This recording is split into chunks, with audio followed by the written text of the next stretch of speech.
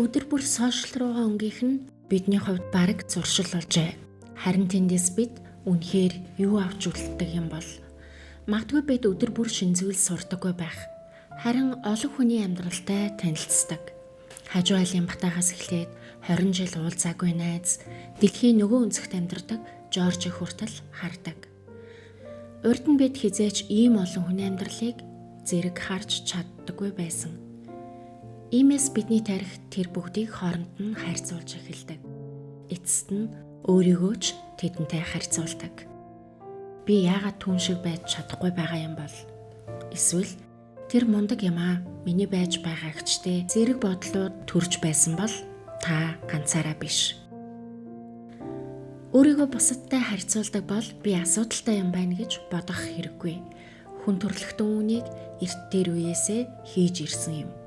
Өөрөөсөө хурдангуйдаг нэгнийг хараад гүйхийг сурсан, илүү сайн ан хийдэг нэгнийгээ ажиглаад арга барилыг нь дуурайсан, илүү чадвартай нэгнээсээ суралцаж өөрийгөө хөгжүүлсээр ирсэн. Ингэж бодохоор харьцуулалт гэдэг нь анханасаа муу зүйл байгаагүй. Заримдаа бүр өсөж хөгжих шалтгаан нь ч болдог. Өнөөдөр харин нэг зүйл өөр болжээ. Бид өмнөхөөсөө хавьгүй олон хүнтэй өөрийгөө харьцуулдаг болсон. Нэг тосгон, нэг анги, нэг ажлын хамт олон биш. Дэлхийд даяар хүмүүс бидний өмнө өдөр бүр гарч ирдэг. Тиймээс харьцуулах боломж ч өмнөхөөсөө хэд дахин их болсон. Асуудал нь өөрөө харьцуулах явдал биш байна. Юуг юутай харьцуулж байгаад л асуудал байгаад байна. Бид бусдын хамгийн сайн талыг хардаг. Харин өөрийнхөө хамгийн их эргэлздэг хэсгийг мэдэрдэг. Бид дотроо хэдэн 10 удаа эргэлздэг. Нөгөө хүн амжилтаа хуваалцсан. Харин бид бүтлгүйтсэн өдрүүдээ мартдаггүй. Тэгээд энэ хоёрыг зэрэгцүүлж тавьдаг. Өөрийгөө дутуу мэтэл мэдэрнэ. Учир нь жинлүүрийн хоёр талд ижил зүйл байхгүй байна. Нэг талд нь бусдын хамгийн гэрэлтэй мөч, нөгөө талд нь өөрийн дотоод эмзэг байдал.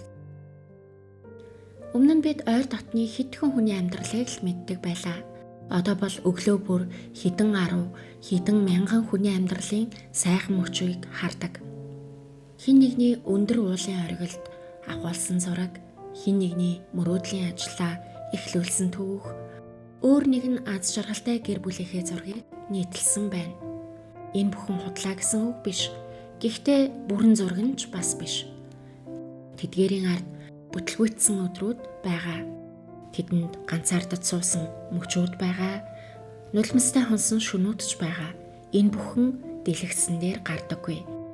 Энэ юу гэсэн үг вэ гэвэл бид бусдын амьдралын онцлог жаргалтай хэсгийг өөрийнхөө бүтлгүйтсэн өдрүүдтэй харьцуулж үздэг байна.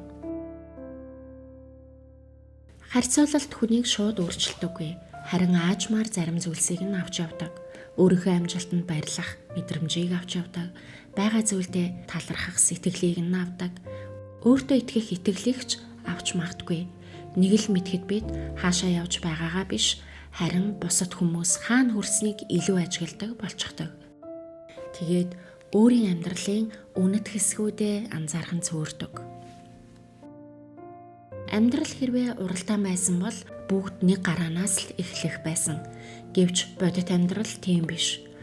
Хүн бүр өөр орчинд төрдөг, өөр боломжтой өсдөг, өөр мөрөөдөлтэй амьдардаг.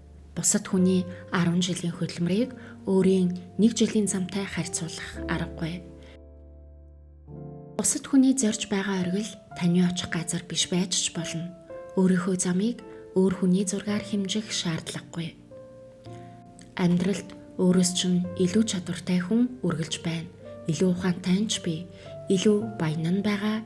Тэр бүхнийг гүйцэх гэж амьдрах юм бол барайнд хүрэх өдөр гэж ирэхгүй.